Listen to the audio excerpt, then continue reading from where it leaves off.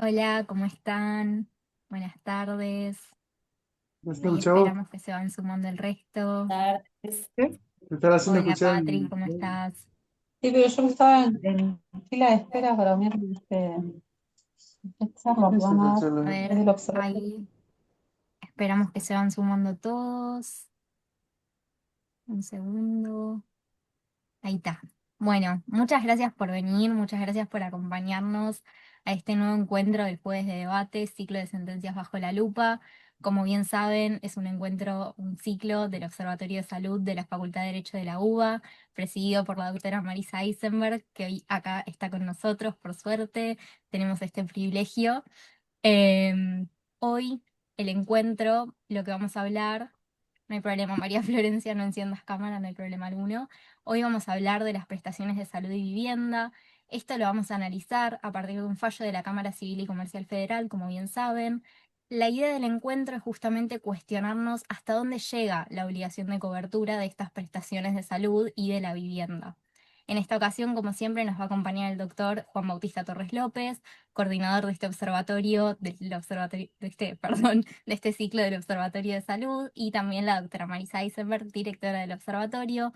Como bien saben, nos iba a acompañar la doctora Guevara, pero por una urgencia personal no va a poder asistir. Por último, les quería avisar que, como todos los encuentros del observatorio, este encuentro va a ser grabado y posteriormente subido a YouTube. Ahora sí, bueno, les dejo la palabra, Juan, Marisa, muchísimas gracias por venir y muchísimas gracias a todos. Buenas tardes, un placer que que se hayan sumado a este ciclo, caras conocidas, así que queridos integrantes de este observatorio, del posgrado, Patricia, Vero, ahí los veo, ¿quién más veo? Veo varios, bueno, no, Jimé, ahí están todos algunos con cámaras prendidas y otros no. Así que, bueno, sean todos ustedes muy bienvenidos. Nuestra idea, vamos a volver a recitar a la doctora Guevara, quien lamentablemente por una urgencia personal, como Delfina decía, no nos pudo acompañar. Pero nosotros queríamos conversar con ustedes, de esto se trata este ciclo, de poner estas sentencias bajo la lupa, analizarlas, em, en el marco del derecho de la salud, en el marco de cuestiones vinculadas a discapacidad, a qué límite se encuentra hoy la cobertura de servicios de salud. Este es un tema que queremos trabajar junto a ustedes, digamos, el reconocimiento del derecho de la salud y a la salud como derecho fundamental en el marco de los tratados internacionales. ¿Cuál es el nuevo rol que tienen hoy las obras sociales y las empresas de medicina prepaga, en particular las obras sociales como agentes del sistema solidario, las empresas de medicina prepaga, con su rol social, según ha dicho la Corte en numerosos fallos? Em, ¿Qué sucede con un niño que tiene múltiples situaciones de salud vinculadas a discapacidad? Y quienes han podido leer el fallo saben que se trataba de una locación, de un inmueble cerca de un hospital, y la limitación de la cobertura de OSDE, y discutir dónde termina la obligación médica, ¿no? Para qué pasa, este fallo nos enfrenta a ese dilema. Es un niño con discapacidad. OSDE debía cubrir el alquiler de un departamento en la ciudad de Buenos Aires, cercano a este hospital. Se trataba de una derivación. Y tras algunos años de cumplir con esta obligación, OSDE comunica que va a dejar de dar cobertura porque esa residencia ya dejó de ser, dice el fallo, si no me equivoco, Juan, transitoria, ¿no? Entonces, ¿cuál es el deber de cobertura? Es indefinida, del alquiler de una vivienda donde se desarrolla, porque uno puede decir, como parte de las prestaciones de discapacidad, ahí transita una internación domiciliaria. ¿no? Un chico con certificado único de discapacidad. Entonces, un poco el eje, la hoja de ruta para leer este fallo es la ley 24901, estas cuestiones de las ayudas extraordinarias, como la transitoriedad de la ayuda, el marco de Constitución Nacional y derechos fundamentales, tratados internacionales, la diferencia entre qué resulta una cobertura médica y qué es una política social o una política sociosanitaria, ¿no? Estos son tal vez los mensajes que queremos reforzar para el análisis del caso, porque digamos, cómo explicar esta expansión de los derechos a través de la judicialización, pero también cómo tensiona la sostenibilidad del sistema, esto es lo que alega OSDE, este tipo de coberturas. En la 24901, esto es una prestación médica, evidentemente no, es un recurso habitacional. La cobertura es extraordinaria. El tema que vamos a poner en tensión, como les decía, es la transitoriedad de esta cobertura. Eh, OSDE sigue cumpliendo la internación domiciliaria, lo que no cubre es el monto del alquiler. Así que bueno, ¿quién debe implementar las soluciones referidas a los problemas habitacionales de una persona? Es la prepaga, es el Estado. Eh, y bueno, de esto un poco se trata, de ver cómo se distribuyen las obligaciones entre los diferentes actores del sistema. Esto queremos charlar con ustedes. Esto como les decía, es un momento de tensión en general para estos temas en el derecho de la salud. El tema de discapacidad es un tema que está en nuestra agenda. No sé si está en la agenda política, pero sí está en nuestra agenda. Y vamos a tener algunos ejes de análisis que Juan Bautista trazó en relación a el principio de integralidad, el límite de la razonabilidad de la cobertura, las funciones de los jueces, ¿no? Y también cómo a través de los jueces se fortalece el acceso, pero claro que no se puede tomar una medida que se vincule a una política pública del Estado. Este enfoque intersectorial que hoy ya reclama, exige la visión de la discapacidad, ¿no? La salud, vivienda, educación, inclusión. Y qué resortes uno podría empezar a analizar, ¿no? Hay jurisprudencias muy interesantes, a quien le interese les enviamos, nos escriben al correo del observatorio. Hay jurisprudencia colombiana de lo que se llaman sentencias estructurales, que le ordenan al Estado garantizar la integralidad, ¿no? De políticas públicas. Hay una sentencia muy conocida en el ámbito de la salud que es la T-760. Es vieja, del año 2008, pero es una sentencia que trazó un rumbo y que ordenó el seguimiento a los tribunales, algo parecido a Mendoza. Em, y, y qué fase de transición también, invitarlos a reflexionar, está viviendo el sistema de salud y el sistema judicial de nuestro país en relación a las competencias, cuáles son las competencias que le corresponden al Poder Judicial. Entonces, Juan, Acá estoy. ¿Cómo andas, Marisa? ¿Cómo muy andan bien. todos? Hola a todos. Bueno, primero, gracias al observatorio, como siempre. Me siento naturalmente en casa y local. Me encanta que esté Mari. Gracias también a la doctora Delfi Delfina Farrase. Y bueno, ahí compartí en el chat el fallo para que lo vayan siguiendo aquellos que no han podido leerlo o no lo tuvieron con anterioridad. Como bien se señaló al comienzo, la idea era que la doctora Guevara, Cintia Guevara, que es parte de la sala 3 de la Cámara Civil y Comercial Federal, estuviera. Este es un fallo de la sala 3. Y bueno, a ver. creo que lo primero que podríamos decir, ¿no? Y es un poco también la introducción que ha hecho Marisa con tanta claridad, es cuál es la importancia de este fallo. ¿Por qué estamos hablando hoy de este fallo? ¿Por qué debería ocuparnos o debería interesarnos conocer la intimidad de este fallo y eventualmente la cocina de este fallo, que era un poco también la idea de conversarlo con Cintia, que no tengo dudas de que vamos a poder hacerlo en alguna otra oportunidad? Pero en este caso va a ser interesante que analicemos primero esto, la trascendencia en este momento histórico, pero además porque flota todavía, a todos aquellos que están interesados en el derecho de la salud deben estar familiarizados con esta idea de que los amparos siempre salen bien, ¿no? El amparo uno lo presenta y es muy fácil tener primero una medida cautelar y después, coincidiendo con el destino de esa medida cautelar, si nos va bien, seguramente la sentencia definitiva también correrá esa misma suerte. Si ustedes miran esto en un primer golpe rápido de vista, la sentencia o en realidad la causa es del año 2019, ¿sí?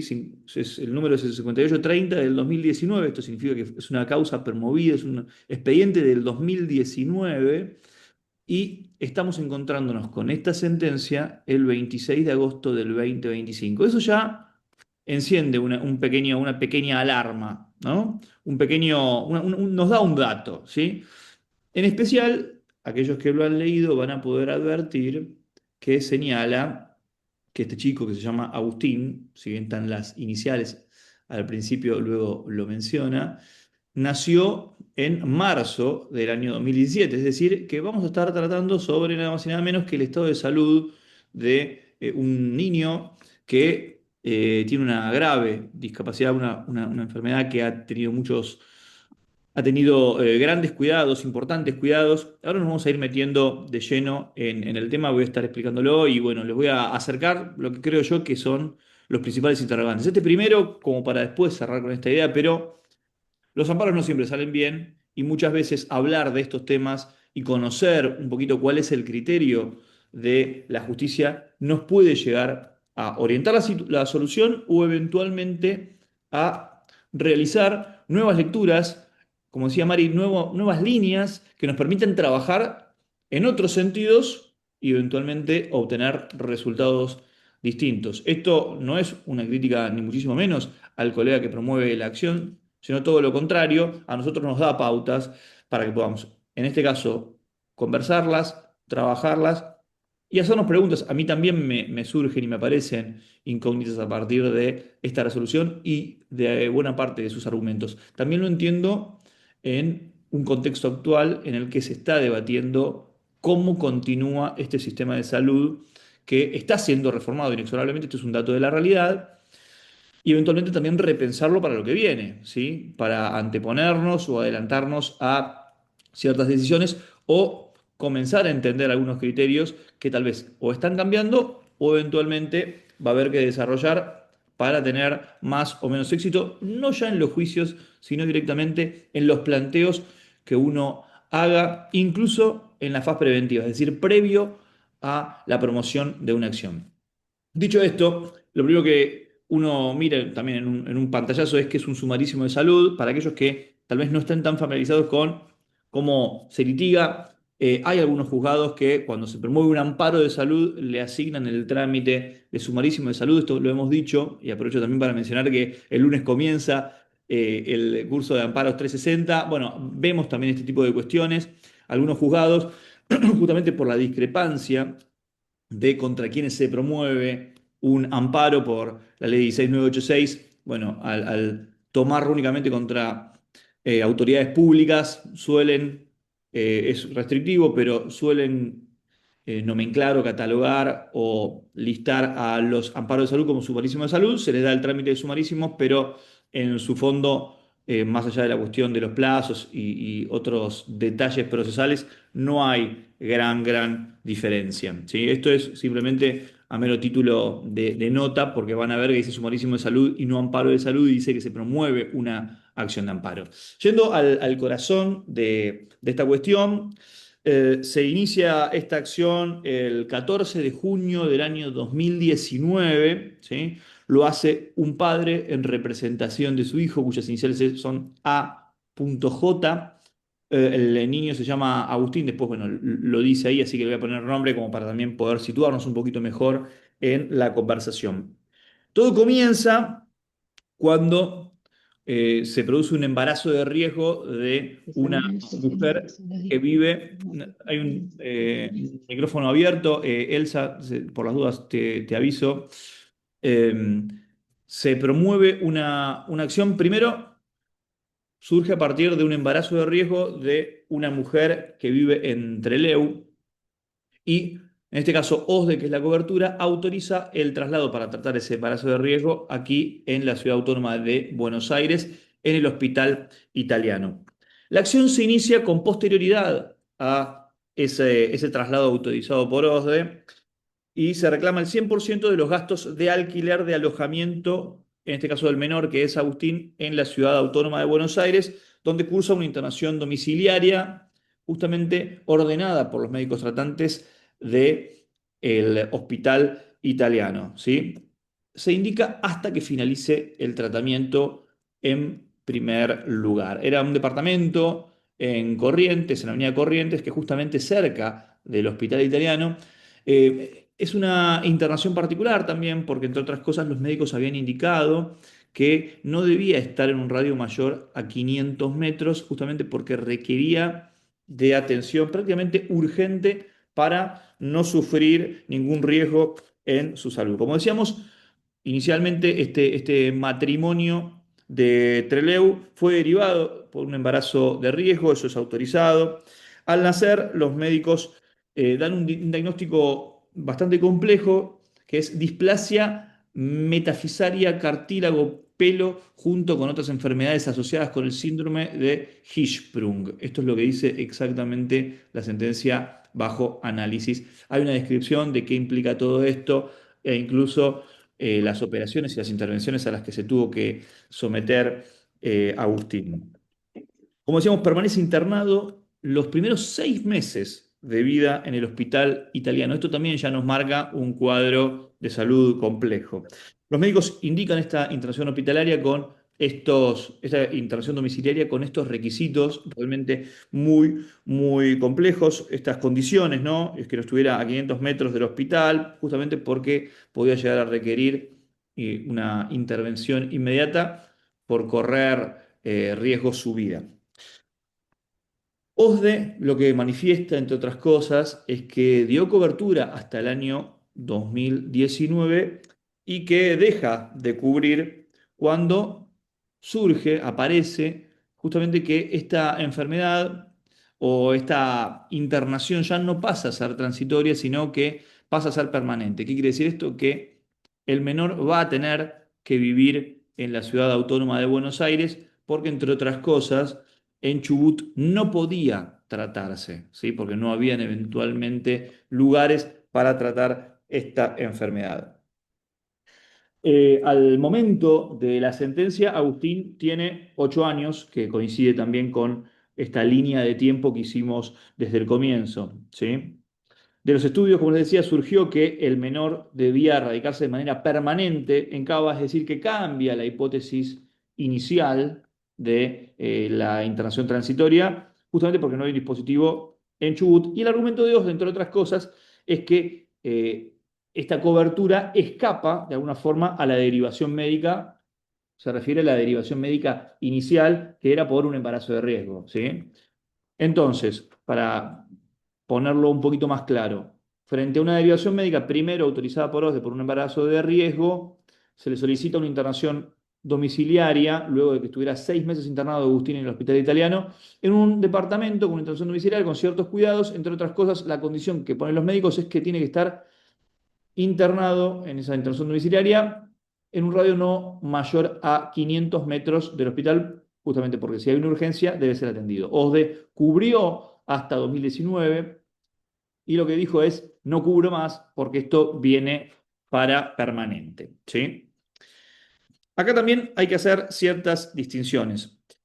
Se cuestiona, en definitiva, quién costea la vivienda y no la continuidad del tratamiento. Esto en principio está fuera de discusión, ¿sí? Es por eso que también no se estaría cuestionando la integralidad en la cobertura, eventualmente en la prestación. Lo que también acá aparece una primera pregunta que igual las voy a repetir al final, pero es, dicen, no costeo esto porque de alguna forma es una internación permanente o estoy costeando una solución habitacional que debería ser cubierta, por ejemplo, por la familia. De una forma debería mudar el centro de vida. Ahora, la razón por la que se perpetúa o debería mantenerse esta internación domiciliaria es que no hay otro dispositivo en Chubut. Entonces, acá aparece una primera pregunta, que es, si hubiera otro dispositivo en otro lugar que no sea Chubut, ¿podría llegar a cubrirlo, OSDE? ¿Podría llegar a ser su obligación cubrirlo? ¿Por qué hacemos esta pregunta? Porque, como bien sabemos, y me voy metiendo también en el corazón de estas preguntas, la obligación de la obra social o de la empresa de medicina prepaga es la de brindar la prestación y no el prestador. Ahora bien, si se pudiera tratar en Chubut, seguramente no tendríamos esta conversación. Ahora, si puede tratarse en otro lugar que no sea Buenos Aires, ¿se podría facilitar como solución alternativa eventualmente la internación en otro lugar que incluso sea menos costoso que la Ciudad Autónoma de Buenos Aires, si es que lo hubiere? Y acá también esto dispara otra pregunta, y ¿es una prestación vinculada a la salud la cobertura de una, pongámosle, para no decir hogar, que tiene otra connotación, justamente por el nomenclador de discapacidad, una solución habitacional? ¿Es una prestación en este caso en concreto que deba cubrir o que deba afrontar la empresa de medicina prepaga? Recordemos que, como bien mencionó Marisa, la respuesta a la cobertura que merecen las personas con discapacidad está en la Ley 24.901 y justamente se asocia a la integralidad, ¿sí? Que si bien puede traer algún debate en relación a si es 100% o, bueno, en líneas generales, la integralidad implica 100%, al menos de el diagnóstico que está consignado en el certificado de discapacidad. Nadie cuestiona en principio esta cobertura íntegra. Se cuestiona en definitiva es si estamos hablando de una solución que debe articular la empresa de medicina prepaga o excede a la cobertura que tiene que establecer y debe cubrir la empresa de medicina prepaga. La Cámara lo toma en definitiva y hace referencia también a las prestaciones complementarias, ¿sí? Que tiene o que están en cabeza de las empresas de medicina prepaga. Y este dato que puede pasar desapercibido es importante y lo dejo ahí latente para poder enhebrarlo al final. Lo que la Cámara también enfatiza, la Cámara termina, adelanto, revocando esta decisión de primera instancia.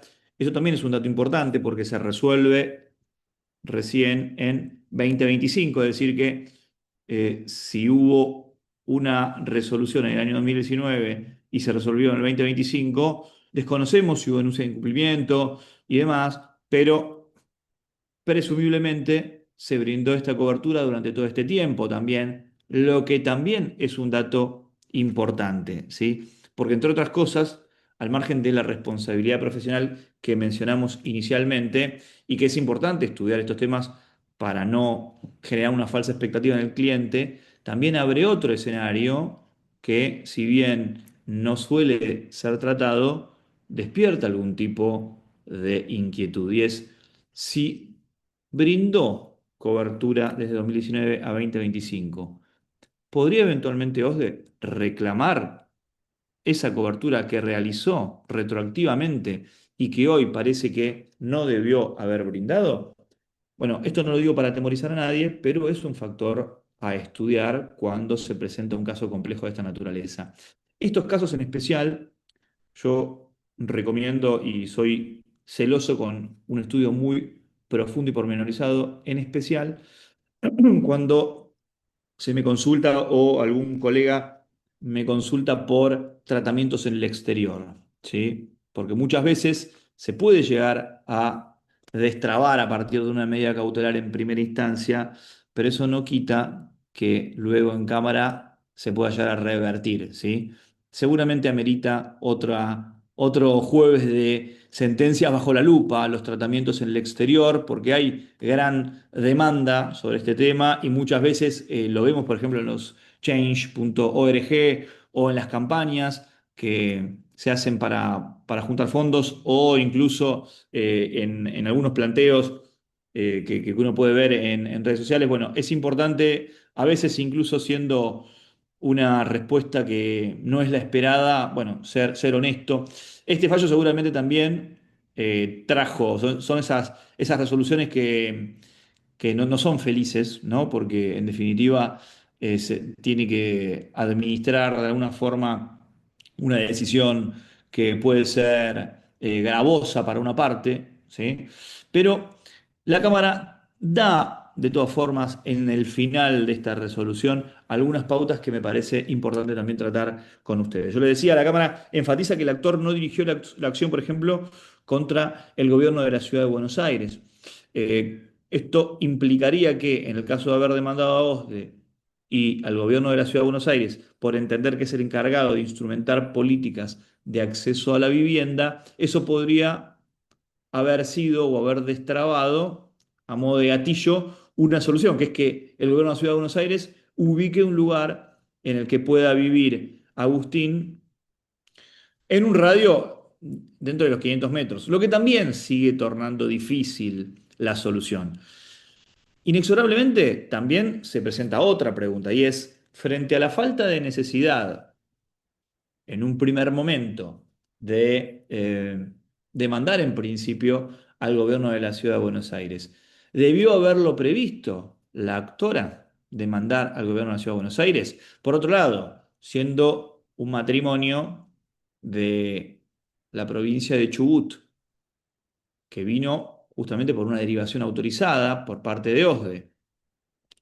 ¿Quién tiene más responsabilidad? Eventualmente el gobierno de Chubut, que eventualmente tampoco tiene o no tuvo eventualmente un dispositivo acorde, ¿tiene algún tipo de injerencia? O eventualmente, estando en principio de manera transitoria en la Ciudad de Buenos Aires, debía promoverse una acción también contra el gobierno de la ciudad para que instrumente esta solución.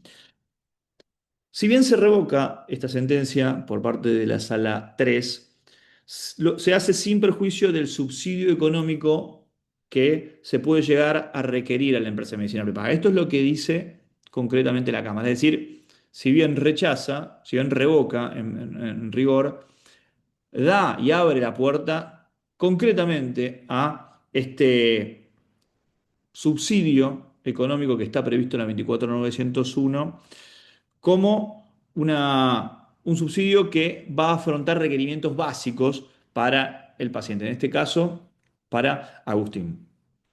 Pero en definitiva las preguntas que deja esta resolución son, por un lado, si la cuestión habitacional está ligada a una prestación de salud y en qué caso, ¿sí? En especial cuando una solución que parecía ser transitoria y que tenía en principio un tiempo fijado, en este caso es hasta la finalización del tratamiento indicado por sus médicos tratantes, se vuelve permanente. Aquí también entonces surge la pregunta, ¿no? A ver, la solución es que todo el grupo familiar modifique su centro de vida y se vaya a vivir a Buenos Aires, porque si bien vivir en algún lado y costear esos gastos es algo ordinario, digamos, es algo que inexorablemente iba a suceder, no es lo mismo cambiar de trabajo de una provincia a la otra para sostener un departamento y montar toda una vida distinta a partir de esta circunstancia, obviamente no querida, ¿sí? Pero bueno, en definitiva, que se plantea. Eso no implica necesariamente que quien deba hacerse cargo de esa prestación sea la empresa de medicina prepaga, que lo que dice es, yo cubrí hasta 2019, ahora que se sabe que es permanente, y la Cámara hace gala también de esto, no se puede pedir la cobertura de una prestación in eternum a la empresa de medicina prepaga. Esto también se puede traspolar a otras situaciones, a otros escenarios en los que se piden medidas cautelares muy amplias, ¿no? Por ejemplo, cuando se indica todo lo que indique el médico tratante la prescripción que haga el médico tratante. Son soluciones que cada vez vemos menos también justamente porque se empieza a ajustar la solución a lo que diga taxativamente en esa orden médica, en una determinada orden médica.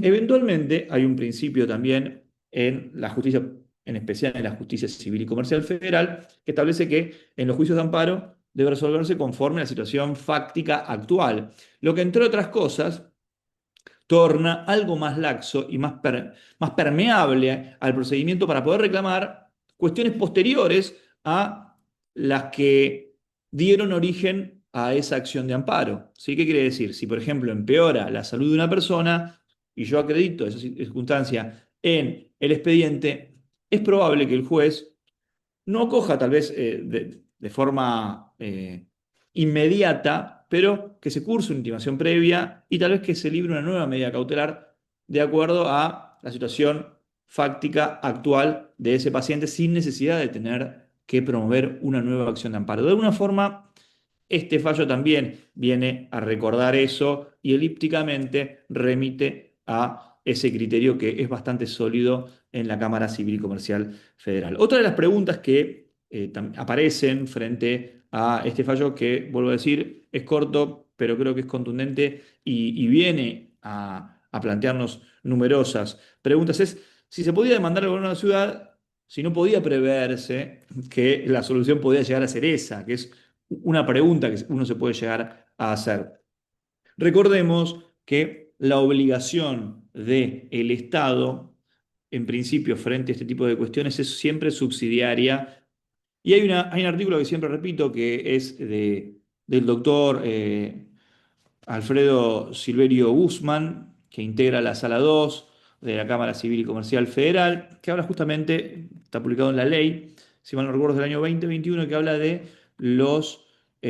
por ejemplo, los medicamentos de alto costo en enfermedades de baja incidencia, ¿sí? Es cuándo se debe demandar al Estado frente a este tipo de prestaciones o eventualmente cobertura de medicamentos. Y la conclusión es que se demanda al Estado cuando se retrata, entre otras cosas, que estamos hablando de un medicamento de alto costo y que eso podría llegar a romper el sistema de la demanda. Naturalmente, para atraer al Estado, también va a ser importante, por ejemplo, en el caso de OSDE, que acredite que la cobertura de ese medicamento puede llegar a generar un quebranto en sus números. Lo cierto es que muy restrictivamente las empresas de medicina prepaga acreditan esta circunstancia y eso de alguna forma también complica esta solución, pero hay antecedentes de coberturas por partes en las que se ha condenado al Estado una parte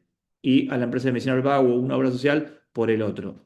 Pero en definitiva, el argumento para citar también a el Estado es que es el garante último y es quien asumió los compromisos internacionales en relación al derecho de la salud y a garantizar justamente ese derecho de la salud. Pero no puede ser nunca el principal garante, que este es un argumento que también suelen utilizar muchas veces obras sociales y empresas de medicina prepaga para de alguna forma tratar de deslindarse de responsabilidades o al menos aminorar la carga frente a una eventual sentencia condenatoria. Por otro lado, y para mí acá hay otro punto central en esta conversación, y es la prepaga aparentemente no ofreció otro prestador que no sea el hospital italiano. Ahora bien, si no tuviera otro prestador y únicamente tiene al italiano, no podría decirse es un problema en definitiva de la cobertura porque debería tener otros prestadores. Supongamos que existe, que se puede hacer este tratamiento, eso no se especifica aquí, pero supongamos que esta enfermedad puede ser tratada en numerosos lugares de numerosas provincias y en cartilla OSDE tiene únicamente este. ¿La solución hubiese sido la misma que la que estamos leyendo?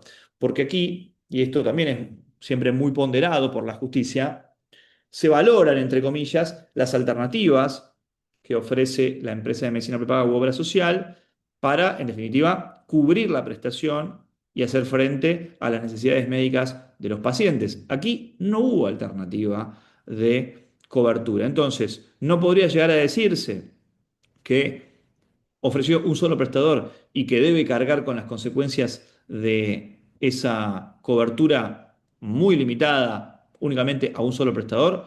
Esto es una pregunta latente que vemos y que flota también en el aire y que, bueno, como hemos visto a lo largo de esta conversación y en estos distintos puntos, algunos van a ser argumentos que seguramente le pueden llegar a servir a la eventual parte actora y otros eventualmente a la parte demandada. Pero creo que hay un tema que también ahora va a ser, y tiene que ver, y aprovecho también para enhebrarlo con la conversación que tuvimos con la doctora Langan en la oportunidad anterior, que tiene que ver con la opinión consultiva sobre los cuidados, ¿no? Si a la luz de esa opinión consultiva podría llegar a darse una nueva lectura en relación a los cuidados. Esto es una internación domiciliaria, pero en definitiva también trata sobre otros principios. ¿Hubiese cambiado en algo esta opinión consultiva? La idea más formada de los cuidados. Bueno, seguramente es algo que cada uno tendrá una opinión, sería interesante y seguramente también hay cuestiones que deben haber pesado a la hora de evaluar esto. Ya les digo, para mí, una es si, esta última, refería a esto último, si hubiese tenido otros prestadores, qué hubiese sucedido y eventualmente también si se hubiese ofrecido, por ejemplo, a un costo menor o eventualmente más cercano al lugar de residencia de esta familia. No he visto el chat, si les parece lo abro como para ver si hay alguna pregunta. Mari, intervení cuando quieras, obviamente. Sí, ahí estoy leyendo a Patricia que le pido que por favor abra el micrófono, así lo comentas. Hola, buenas tardes. Juan, me quedó una duda. Vos en algún momento dijiste que, digamos, en cuanto al límite temporal de la medida, ¿no? La verdad que, digamos, desde el punto de vista de la obra social, de la prepaga en este caso, no sé, eh, entiendo que limitarlo sería como lo lógico, porque ¿hasta cuándo vas a dar la prestación? Tal vez se podría haber pensado en limitar la prestación solamente a la porción que le corresponde a la persona con discapacidad, ¿no es cierto? Y no a toda la familia. Ujú. Es una, Me, es una me buena. parece excesivo, ¿no? Digamos, los padres, no sé, bueno, obviamente me imagino que con alguno de los padres tiene que estar, pero tal vez el otro padre puede de alguna manera conseguir un trabajo y colaborar con la prestación de la vivienda, ¿no? La verdad que eh, qué sé yo, me parece que es una cosa como para pensar, o sea, establecer el límite temporal, creo que tiene que estar relacionada con una cuestión de justicia también, para la obra social, ¿no? Sí, creo que ahí vos mencionaste dos aspectos muy interesantes. Una doble limitación, ¿no? Que de alguna forma, a ver, los límites nos sirven para poder ser más exactos cuando hacemos peticiones. O sea, yo sé que es a veces hostil, porque los límites, como en la vida misma, muchas veces no nos gusta porque nos sentimos más aprisionados, pero yo soy de la idea, incluso también en el análisis eventual de cualquier contrato, que el hecho de que no haya normas claras no es un beneficio porque lo que puede abrir es marcos de discrecionalidad y de discusiones en las que podemos obtener 100% de nuestra pretensión o cero. Volviendo al tema de referencia, yo advierto dos limitaciones que vos mencionás y yo creo que son acertadas. La primera es una limitación a la persona, a la cobertura, digamos, exclusivamente personal. En ese sentido, tal vez habría que pensar si es que se puede llegar a prorratear esa cobertura limitado a, en este caso, los cuidados de Agustín. Vuelvo a decir, no se negó la continuidad, es decir, no se reprocha la continuidad eventualmente en el italiano, ¿sí? Lo que dice es, Claro. no estoy dispuesto a cubrir o hacer el cuidado de la vivienda familiar. Y es acá donde creo que vos también bien lo advertiste, ¿no? La idea de la vivienda familiar, ¿sí? Yo creo que es difícil limitarlo a la persona, ¿sí? No me parece tampoco que sea algo que no tenga sentido. Creo que seguro que hay fórmulas y maneras de graduarlo, porque cero también podría llegar a abrir, en especial si tenemos en cuenta, en mi consideración, estas preguntas que yo hacía inicialmente. Es decir, me ofreces solo un prestador que queda a, no sé, a cientos de kilómetros de mi casa y esperás que yo, que estoy acá con esta situación desagradable, eh, por X cantidad de tiempo, ahora vamos a ir a la otra limitación, que es la temporal, Claro, que yo me haga cargo. Está bien, yo obviamente trabajar tenía que seguir trabajando, la vida tiene que seguir con esto, lamentablemente, que a uno le puede llegar a suceder. Ahora, tan lejos del centro de vida, si fuese un kinesiólogo, seguramente no tendríamos esta dificultad y yo podría seguir, continuar eh, yendo al kinesiólogo que me indicó la empresa o me autorizó la prepaga, sin necesidad de pensar en cambiar mi centro de vida y buscar un trabajo nuevo, ¿sí? Ahí también, insisto, rivaliza la idea de está bien, ¿no? Es correcta la lectura. Ahora, eso implica inexorablemente que la obligación es de la empresa de medicina prepaga. Y es acá donde creo que aparece esta Crack. decisión hostil, ¿no? Que es, bueno, y por eso que creo la Cámara lo que dice es, tal vez deberías pedir al gobierno de la ciudad. Yo encuentro que también el gobierno de la ciudad lo que podría decir es, esta persona está en tránsito acá prácticamente. O sea, Bueno, ese era el otro punto que yo te iba a preguntar, porque, a ver, ¿quién eventualmente podría llegar a tener una obligación subsidiaria en cuanto a la vivienda? Y sí, dentro de la ciudad de Buenos Aires sería el gobierno de la ciudad. ¿Y la provincia de Chubut? Es que, bueno, ese es el centro de vida, por eso, o sea, si estamos hablando del lugar de prestación, o sea, me das un prestador que queda a 1.000 kilómetros de mi casa, bueno, entiendo que de alguna manera me tenés que dar momentáneamente, mientras yo esté haciendo determinado tratamiento, el lugar para quedarme. Bueno, ahora, si esto va a ser, porque Agustín no podía o no había un prestador cerca de su casa, bueno, ahí ya empiezan a jugarse un montón de prestaciones sociales y no solamente de habitación. Porque están sus padres, yo no sé si Agustín, no recuerdo si tenía más familias, Hermano. si tenía hermanos, ujú. ¿cómo haces? O sea, desarraigás a toda la familia. Entiendo que es una situación muy compleja, pero está como atravesada por un montón de cuestiones sociales que no sé hasta qué punto. A ver, uno piensa en la prepaga, por suerte tenía OSDE. Si le hubiera tocado una prepaga chiquitita, a lo mejor ni siquiera tenía la posibilidad de darle una vivienda. Entonces, es como una red de problemas que se presentó en el caso de Agustín.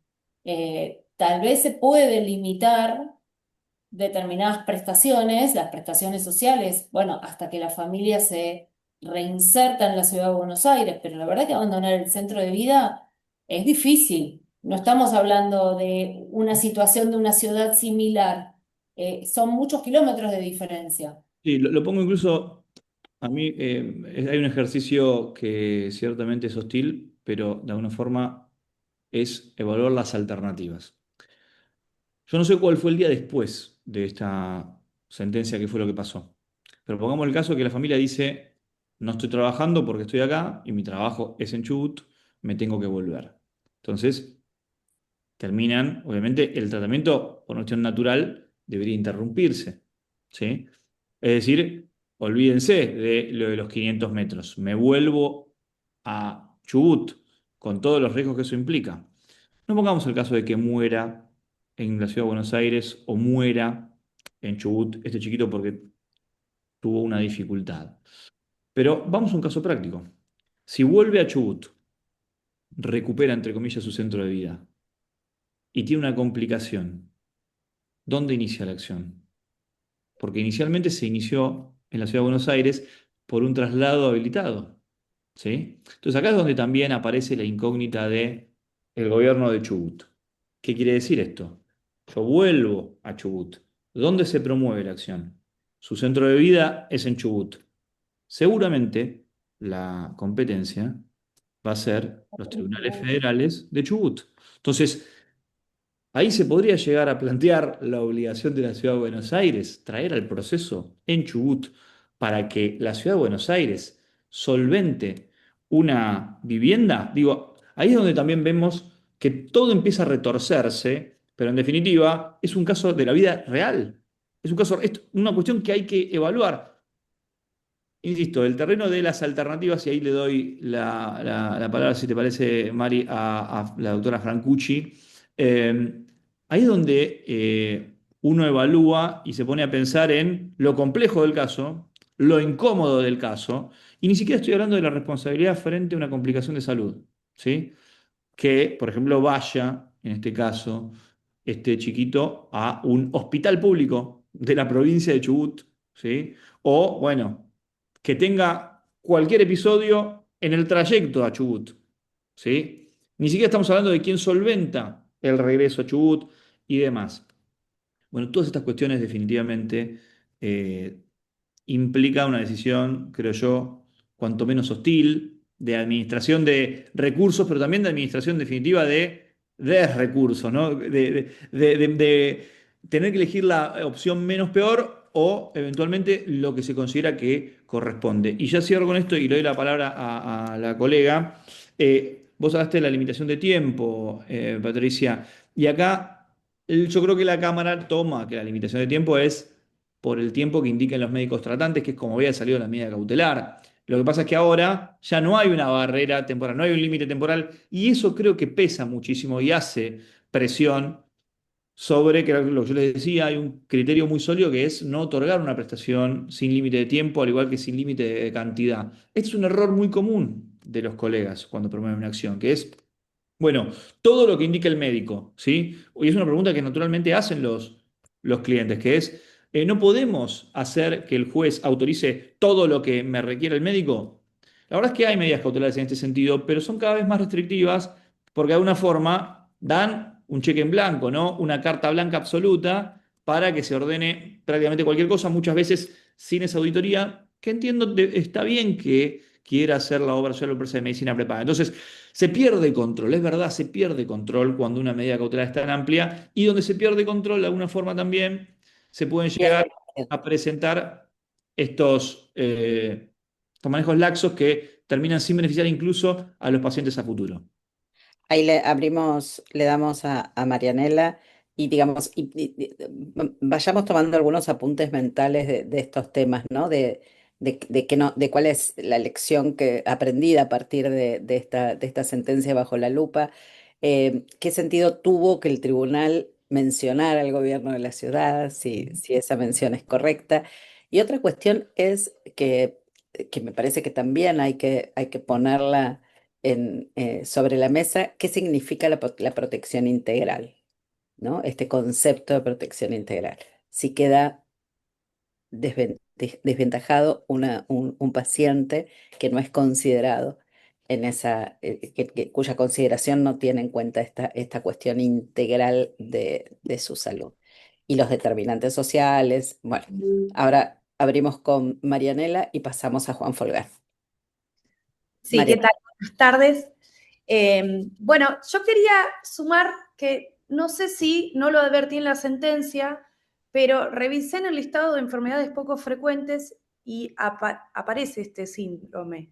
Por lo cual, también tendríamos, entiendo, aplicación de la normativa que protege a personas con enfermedades poco frecuentes, en las cuales también se habla de una asistencia integral, tanto para el paciente como para la familia. Y digamos, también las obligaciones o los deberes que tienen tanto las empresas prepagas como las obras sociales, pero también el Ministerio de Salud de la Nación, en la que específicamente establece la promoción, digamos, de centros, habla de centros y servicios de referencia regionales especializados en la atención de las personas con estas enfermedades poco frecuentes.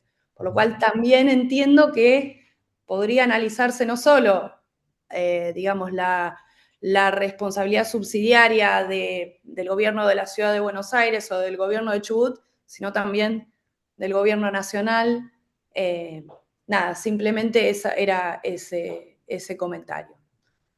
Muchísimas gracias, Marianela. Está buena la mención. Recién creo que justamente cuando Mari mencionaba el gobierno de la ciudad y por qué se menciona, creo que también subsidiariamente ya flota un poco esta idea, y por eso es que también yo había hecho una nota en relación a cuándo se puede mandar al gobierno nacional. En este caso, a ver, entiendo que por la cuestión habitacional tal vez es un poco más difícil. Además, hay muchos antecedentes por ejemplo, civil y en contencioso administrativo y tributario de otorgamiento de viviendas. Pero bueno, sí, son todas soluciones o propuestas alternativas. Lo de la enfermedad, lo de la ley de POF, yo la cito mucho. En este caso, creo que no sé si hubiese cambiado el destino de la cuestión, ¿sí? Porque en definitiva no se cuestiona la integralidad ni el 100%, lo que se cuestiona es si en definitiva es una prestación que está incluida dentro de ese 100%, ¿no? Pero es una buena observación. Juan Folgar, ¿estás con micrófono por ahí? Sí, buenas noches. No sé si me escuchan porque estoy desde un celular. ¿Sí? ¿Se me escucha Perfecto. bien? Bueno, Escuchamos buenas bien. noches a todos. No, yo quisiera tomar algunos puntos, digamos, de lo que se conversó acá con respecto a la accesibilidad, ¿no es cierto? O sea, cuando un beneficiario solicita una determinada prestación, ya sea la obra social o la prepaga, deben lograr también que con ello se logre la accesibilidad al servicio, porque si no, como en este caso, lamentablemente nosotros dependemos muchas veces, yo soy médico editor, dependemos muchas veces de servicios que no hay en el interior del país y lamentablemente tenemos que, todo termina en Capital Federal, lamentablemente. Con lo cual eso significa un costo agregado a la prestación del servicio en sí. El traslado, la mantención de la pensión mientras dura el tratamiento. Y bueno, son cosas como para tener en cuenta.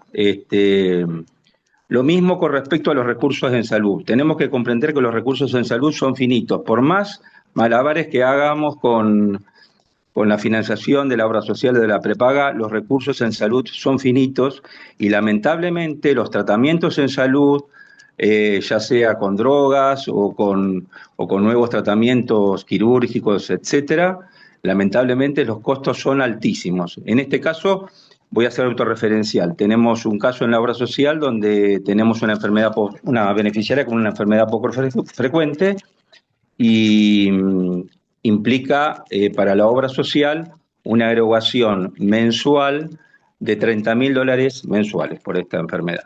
Cuando yo se lo voy a presentar a la gerencia financiera esto, me dice, mira, muy sencillo, Juan, o cerramos la obra social o no pagamos la mitad de los sueldos de este mes. Así, fueron tan concretos como esto. Por eso hay que tener en cuenta que muchas veces cuando se presenta un amparo, no es que la obra social no puede cubrir. Lamentablemente y esto se va a ver cada vez más, porque se están investigando moléculas nuevas todos los años que han salido al mercado y lamentablemente hay tratamientos, por ejemplo, oncológicos, que han saltado exponencialmente digamos, en el costo de los mismos. Y bueno, lamentablemente hay también una cierta intereses creados alrededor de esto, que hacen que muchas veces se torne muy difícil la cobertura, por más que uno entienda que lógicamente que es la esencia de la obra social o de la prepaga el brindar salud, pero hay todas cosas conexas a esto. Llegamos a tener también una demanda en la obra social porque teníamos un chiquito con discapacidad que tenía su casa y como no tenía escaleras, nos presentan un amparo judicial para que le pongamos ascensor en la casa. Entonces, ya les digo, hay cosas que muchas veces escapan a lo que es la esencia de la prestación en salud en sí. Y bueno, creo que lo mismo el tema de discapacidad. La obra social da coberturas en lo que es cobertura escolar y demás, que eso creo que tendría que también ahí intervenir el Ministerio de Salud, que es el órgano, digamos, por autonomacia que entienden estos temas. La obra social se tiene que hacer cargo digamos, también de la escolaridad del niño, de ponerle una maestra integradora y demás.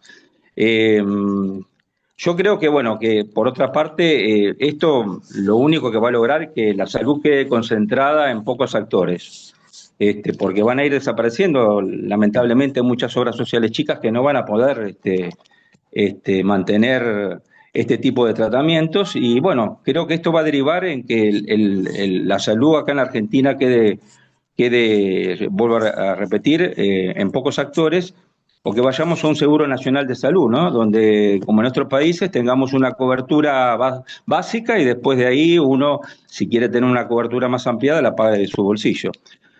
Discúlpenme que fue un poco, No, dis- clarísimo, clarísimo, este, Juan. pero Muchas bueno, gracias. son temas que realmente son para pensar. Sí, y también, digamos, mientras hablabas, me reflexionaba en torno a que muchos problemas los generan las propias leyes, ¿no? La ley de discapacidad es una ley muy importante en nuestro país, pero es una ley que debiera llamar para su presupuesto no solo al Ministerio de Salud. Cuando habla de educación, hay que llamar al Ministerio de Educación. Cuando habla de transporte, hay que llamar al área, digamos, hay que hacer cajas mucho más amplias cuando hablamos. Entonces, muchas veces el problema, digamos, y esto, eh, recuerdo que en la superintendencia tenían los números en los registros de amparos y los tenían desglosados. ¿Cuántos amparos eran por discapacidad? ¿Cuántos amparos eran por medicación?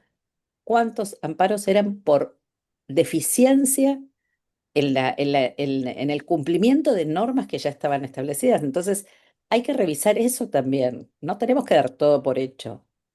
Así que le doy y le paso a Camila. Hola Camila, gracias. Y después a ver, Hola, ¿qué tal? seguramente va a poner ahí un foco en el tema del tema legislativo, porque ya es asesora hace mucho tiempo de la Cámara de Diputados y en específico de la Comisión de Salud. Así que las escuchamos ambas. Gracias.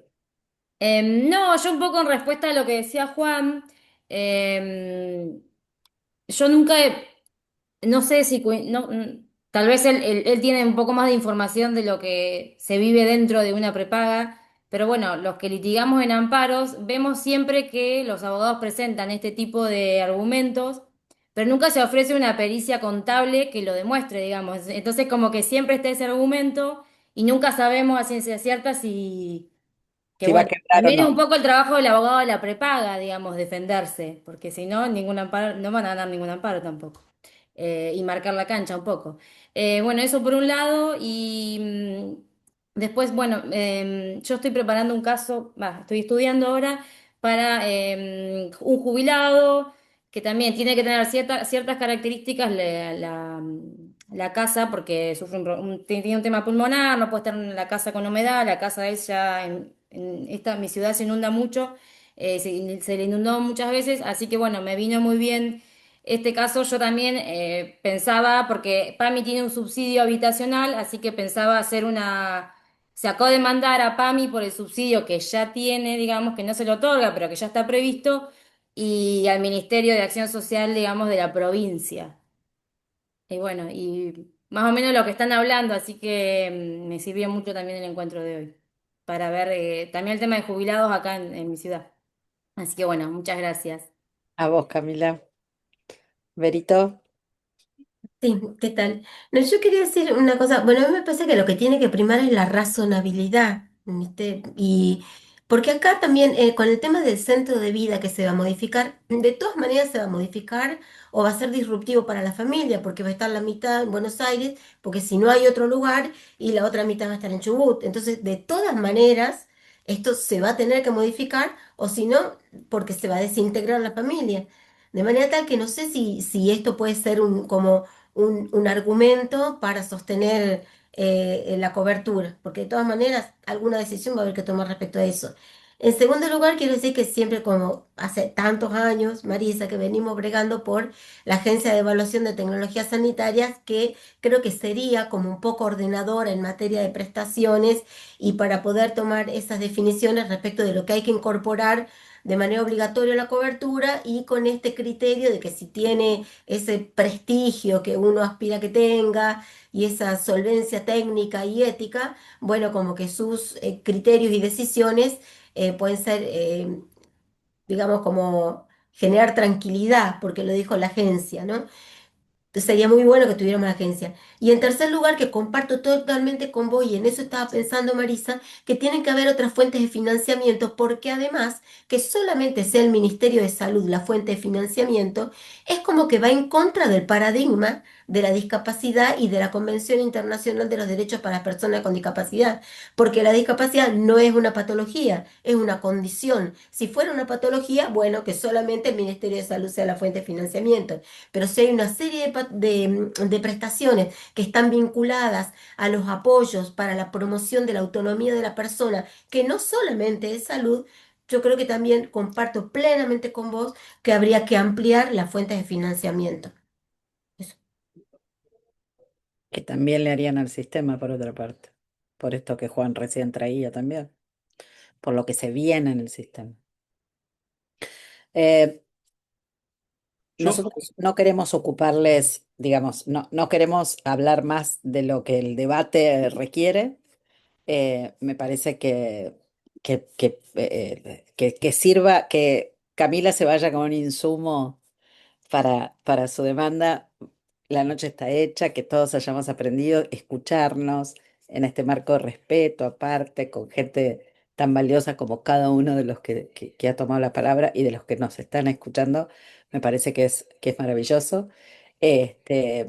Y bueno, por mi parte, eh, siempre hacer foco, ¿no? en cuál es el conflicto central, qué es lo que se está debatiendo, volver a eso, ¿no? Si OSDE debe seguir pagando este alquiler, si el conflicto real es el alquiler, esto que Vero traía recién, ¿no? Y no dejo de considerar la cuestión de la perspectiva bioética y derechos humanos que hay detrás de todo fallo de salud, que nos enseña que no puede reducirse a esta visión de la prestacional, ¿no? Que es mucho más allá que eso, ¿no? Y que requiere este abordaje intersectorial que siempre pregonamos. Em, no, a vos. Patricia, Juan, te dejo el cierre, que este espacio es tuyo. Yo hoy vine de invitada nada más. bueno, muchas gracias. Como siempre, primero, bueno, enorme placer tenerte en tu espacio, así. Eh, Quería hacer un comentario porque bueno, justo Juan dijo algo muy interesante, Camila dio la perspectiva de los colegas.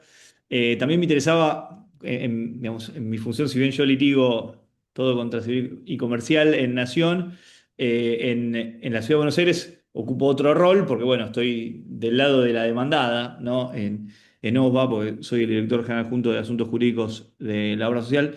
Yo siento, y es algo que converso mucho con los auditores, que también hay que poder articular soluciones previas a la promoción de una acción y las obras sociales tienen que dar respuesta, los departamentos legales, los médicos, tienen que escribir tal vez un poco más y nosotros los abogados tenemos que articular soluciones alternativas.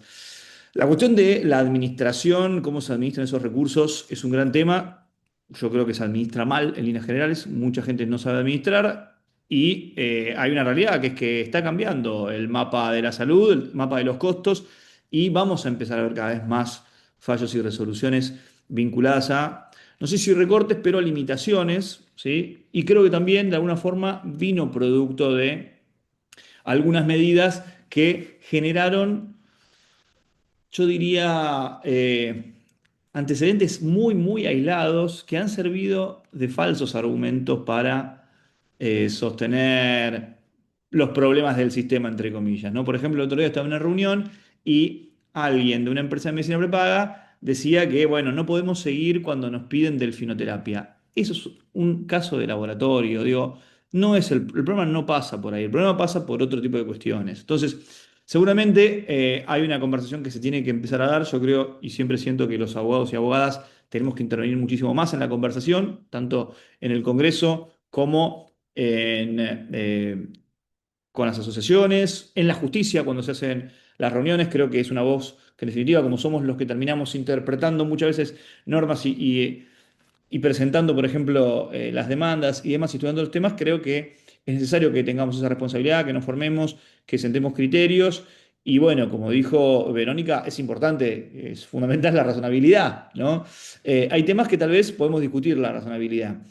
pero es importante empezar a pensar en alternativas, ¿sí? Alternativas, en especial para la cobertura y tratar también de pensar y articular soluciones a partir de la obligación de brindar la prestación y no los prestadores, por ejemplo, que es a veces algo que está muchas veces confundido, priorizar la cobertura y empezar a pensar también si o cuáles son los agentes que interfieren muchas veces en esos intereses creados, ¿no? ¿Qué quiero decir con esto?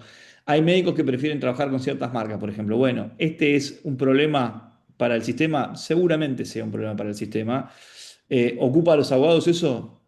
A ver, ocupa cuando la bomba revienta. Yo siempre digo lo mismo. Nosotros los abogados, cuando está por la demandada, el problema ya sucedió antes, digamos, ¿no? Uno intenta, en el mejor de los casos, emparcharlo. Así que, bueno, en definitiva, todo esto es para celebrar este espacio, que podamos tener la oportunidad de conversar sobre estos precedentes que creo que yo son tan interesantes, que nos permiten aprender, estudiar, conversar entre nosotros, conocer perspectivas distintas y, en definitiva, trabajar para tener un derecho de la salud más robusto y en definitiva también mejores soluciones. Así que muchas gracias como siempre al Observatorio de Salud de la Facultad de Derecho.